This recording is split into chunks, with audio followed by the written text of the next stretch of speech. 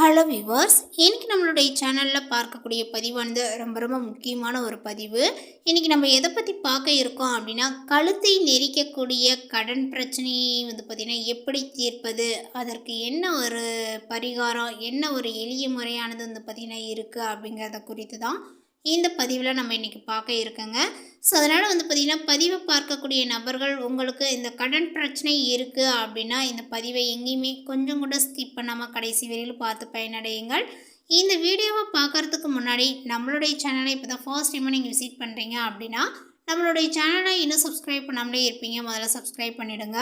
அப்படியே கூட இருக்க அந்த பெல் ஐக்கானையும் பார்த்திங்கன்னா கிளிக் பண்ணி வச்சுக்கோங்க. அப்போ தான் நம்மளுடைய சேனலில் கொடுக்கக்கூடிய அனைத்து தகவலுமே உங்களுக்கு நோட்டிஃபிகேஷனாக வரும், அதையும் நீங்கள் பார்த்து பயனடையலாம்.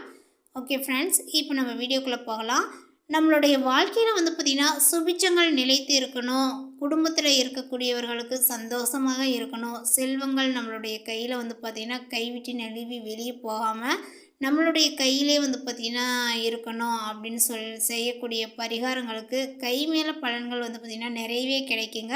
ஸோ அப்படிப்பட்ட ஒரு பரிகாரத்தை தான் இப்போ நம்ம செய்ய போகிறோம். அதாவது இப்போ நம்ம செய்ய போகிறோம் அப்படின்னா உங்களுடைய வீடுகளில் இருக்கக்கூடிய பிரச்சனைகளுக்கு ஏற்ப இந்த ஒரு பரிகாரத்தை உங்களுடைய பூஜை அறையில், உங்களுடைய வீட்டில், உங்களுடைய அதாவது நீங்கள் இஷ்ட தெய்வம், குல தெய்வம் அப்படின்னு சொல்லிட்டு வழிபாடு செய்யக்கூடிய இடங்களில் பார்த்திங்கன்னா இந்த பரிகாரத்தை மேற்கொள்ளுங்க. உங்களுக்கு நிச்சயமாக கை மேலே பலன்கள் கிடைக்குங்க.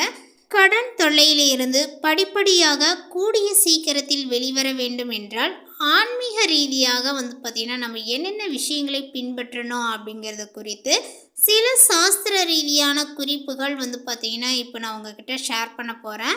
அதை நீங்கள் நம்பிக்கையோடு பார்த்திங்கன்னா செய்யணும். நம்பிக்கை உள்ளவர்கள் பார்த்திங்கன்னா இந்த பதிவை பார்த்துட்டு உங்களுக்கு அந்த கஷ்டங்கள் இருக்குது அப்படின்னா இந்த பரிகாரத்தை செய்து பலனடைந்து கொள்ளுங்கள்.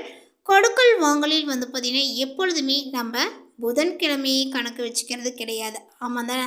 இப்போ பொதுவாக நம்மளுடைய வீட்டில் பார்த்திங்கன்னா எந்த ஒரு விஷயத்தையுமே நம்மளுடைய வீட்டில் இருந்து கொடுக்கக்கூடாது அப்படின்னு நினச்சினா நம்ம செவ்வாய்க்கிழமை, வெள்ளிக்கிழமை தான் நம்ம முற்றிலும் பார்த்திங்கன்னா அந்த 2 நாட்களை தான் நம்ம பெருசாக பார்ப்போம். சரிங்களா? அது எல்லாமே பார்த்திங்கன்னா இப்போது நடைமுறையில் இருந்துட்டு தான் வந்துட்டுருக்கு. ஆனால் அப்படி கிடையாதுங்க.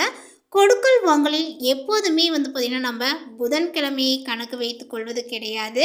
ஸோ ஏதாவது ஒரு பொருளாக இருக்கட்டும், பணமாக இருக்கட்டும், புதன்கிழமை கொடுக்கலாம் என்று நம்ம நினைத்து கொண்டு இருக்கிறோம். ஆனால் அது பார்த்திங்கன்னா புதன்கிழமை என்று உங்களுடைய வீட்டில் இருந்த ஆடை, ஆபரணங்கள், பொன் பொருட்கள், இப்படி லக்ஷ்மி கலாச்சாரங்கள் நிறைந்த எந்த ஒரு பொருளையுமே அடுத்தவர்களுக்கு பார்த்திங்கன்னா கொடுக்கக்கூடாது. அப்படி கொடுத்தால் உங்களுடைய கையில் இருக்கக்கூடிய மகாலட்சுமி அடுத்தவர்களிடம் சென்று விடுவார்கள் என்பது சாஸ்திரத்தில் பார்த்திங்கன்னா சொல்லப்படுது. அடுத்து பார்த்திங்கன்னா வெள்ளிக்கிழமை, செவ்வாய்க்கிழமைகளில் உங்களுடைய வீட்டில் இருந்து தானியத்தை அடுத்தவர்களுக்கு பார்த்திங்கன்னா இனாமாக கொடுக்கக்கூடாது. அதாவது நெல், அரிசி, கோதுமை போன்ற எந்த ஒரு உணவு பண்டங்களுமே பார்த்திங்கன்னா இனாமாக உங்களுடைய வீட்டை விட்டு வெளியே போகக்கூடாது என்பது குறிப்பிடத்தக்க ஒன்றுங்க. இப்போ நம்ம எப்போவுமே பார்த்திங்கன்னா எந்த ஒரு விஷயத்தையுமே நம்ம செவ்வாய்க்கிழமை, வெள்ளிக்கிழமை மட்டும்தான் நம்ம பார்ப்போம். இந்த நாட்களில் கொடுக்கக்கூடாது, இந்த நாட்களில் வாங்கக்கூடாதுன்னு இந்த 2 நாட்களில் மட்டும்தான் நம்ம பொதுப்படையாக வச்சுருப்போம். அப்படி கிடையாதுங்க. நவதானியங்களுக்கு, அதாவது உணவு பண்டங்களுக்கு பார்த்திங்கன்னா இந்த 2 நாட்களை நம்ம சொல்லலாம். முக்கியமாக இந்த செவ்வாய்க்கிழமையும் வெள்ளிக்கிழமையும் நம்ம சொல்லலாம். இந்த 2 நாட்களில் உணவுப் பொருட்களை நம்மளுடைய வீடுகளில் இருந்து யாருக்குமே பார்த்திங்கன்னா இனாமாக கொடுக்கக்கூடாது. இப்போ தெரிஞ்சுக்கோங்க, புதன்கிழமை என்ன மாதிரியான விஷயங்களை செய்யணும், செவ்வாய்க்கிழமை, வெள்ளிக்கிழமையில என்ன மாதிரியான விஷயங்களை செய்யணும், செய்யக்கூடாது அப்படிங்கிறத இப்போ நீங்கள் தெரிஞ்சிருப்பீங்க. அதே போல் பார்த்திங்கன்னா சில பேர் நிறைய பரிகாரங்கள்லாம் செய்வாங்க, நம்பிக்கையோடு தான் செய்வாங்க. ஆனாலுமே அந்த ஒரு பரிகாரத்தில் அவர்களுக்கு பார்த்திங்கன்னா பலன்கள் கிடைக்காது. காரணம் என்னவாக இருக்கும்? நீங்கள் தோலினால் செய்யப்பட்ட ஏதாவது ஒரு பொருட்களை அணிந்துள்ளீர்களா என்று பாருங்கள்.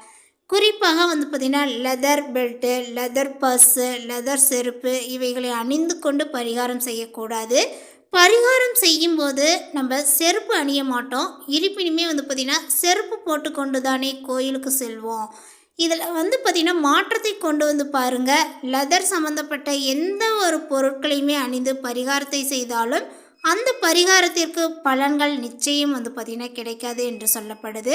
ஸோ இந்த ஒரு விஷயத்தையும் வந்து பார்த்திங்கன்னா நீங்கள் மாற்றி பாருங்கள், உங்களுடைய வாழ்க்கையில் மாற்றங்கள் ஏற்படுதா அப்படின்னு சொல்லிட்டு. அதே மாதிரி இந்த தோஷங்கள் இருக்கா, அந்த தோஷங்கள் இருக்கா அப்படின்னு சொல்லிட்டு நிறைய பரிகாரத்தை வந்து நீங்களும் நிறைய கோயில், குளங்கள், குளத்தரங்கள் அப்படின்னு சொல்லிட்டு நீங்கள் போவீங்க. ஆனால் வந்து பார்த்தீங்கன்னா, செஞ்சு செஞ்சு அந்த பரிகாரத்தெல்லாம் உங்களுக்கு அலுத்து போய் அதில் வந்து பார்த்திங்கன்னா, ஒரு வெறுமையை வந்து பார்த்திங்கன்னா கொண்டு வந்து சேர்த்துரும். ஸோ அதுக்கு என்ன காரணமாக இருக்கும் அப்படின்னு சொல்லிட்டு வந்து பார்த்திங்கன்னா, உங்களுடைய மனச்சிந்தனையை வந்து பார்த்திங்கன்னா யோசிக்க விடாத அளவுக்கு நிறைய மன அழுத்தத்தை வந்து பார்த்திங்கன்னா சந்தித்திருப்பீங்க. ஸோ அதுக்கெல்லாம் வந்து பார்த்திங்கன்னா காரணம் என்னவாக இருக்கும் அப்படின்னா, இந்த சம்மந்தப்பட்ட பொருள் நம்மக்கிட்ட எடுத்துகிட்டு போகிறதுனால அப்படிங்கிறது நமக்கு அந்த சமயத்தில் வந்து பார்த்திங்கன்னா புலப்படாது. அந்த சமயம் இல்லை, இன்னும் நிறைய பேர்த்துக்கு வந்து பார்த்திங்கன்னா அந்த விஷயங்கள் வந்து தெரிய வராமலே இருக்கும். ஸோ இப்போ நான் சொன்னதுக்கு பிறகு நீங்கள் சேஞ்ச் பண்ணி ஒரு பரிகாரத்தை செஞ்சு பாருங்கள், அதற்கான பலன்கள் உங்களுக்கு கிடைக்கும். நம்பிக்கையோடு செய்யுங்க. அதே போல் வந்து பார்த்திங்கன்னா அடுத்தது வந்து பார்த்திங்கன்னா நான் சொல்கிறது, இந்த கழுத்தை நெரிக்கக்கூடிய கடனுடையவர்கள் இப்போ எப்படி எந்த பரிகாரத்தை எப்படி என்ன செய்யணும் அப்படிங்கிறது குறித்து தான். கழுத்தை நெரிக்கக்கூடிய கடன் உள்ளவர்கள் உங்களுடைய வீட்டினுடைய அருகில் இருக்கக்கூடிய ஏதாவது ஒரு கோயிலுக்கு 16 நாட்கள் தொடர்ந்து வந்து பார்த்திங்கன்னா கொள்ளு வாங்கி தானமாக கொடுங்க. அங்கே இருக்கக்கூடிய குருக்களிடம் வந்து பார்த்திங்கன்னா தானமாக கொடுக்கலாம்.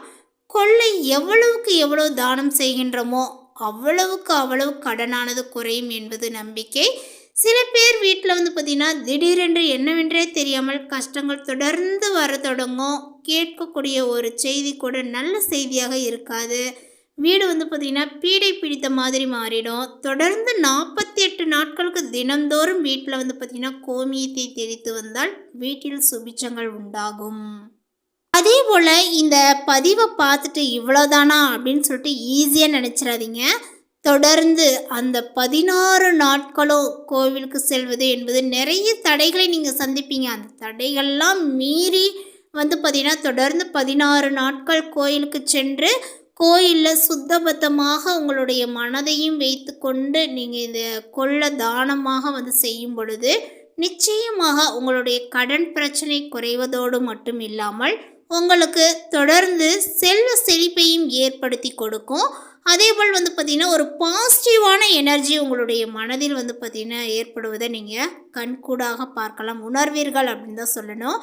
அதேபோல் தொடர்ந்து பார்த்திங்கன்னா ஒரு வீட்டில் நிறைய பிரச்சனைகளை சந்திச்சுட்டு வந்துட்டுருப்பீங்க. அதாவது எலக்ட்ரானிக் சம்மந்தப்பட்டமா இல்லை உடல் ரீதியாக இந்த மாதிரி நிறைய பிரச்சனைகளை சந்தித்து வரக்கூடிய நபர்கள் வந்து பார்த்திங்கன்னா உங்களுடைய வீட்டில் தொடர்ந்து வந்து பார்த்திங்கன்னா 48 நாளும் என்ன பண்ணுறீங்க அப்படின்னா அந்த கோமாதாவினுடைய கோமியத்தை வந்து பார்த்திங்கன்னா இறைக்கும் பொழுது உங்களுடைய வீட்டில் வந்து பார்த்திங்கன்னா ஒரு மங்களகரமான ஒரு விஷயங்கள் நடக்க ஆரம்பிக்கும். ஸோ இந்த ஒரு கோமியத்தை உங்களுடைய வீட்டில் வந்து தெளித்து பூஜைகளில் புனஸ்காரங்கள்லாம் வந்து செய்து பழகுங்க.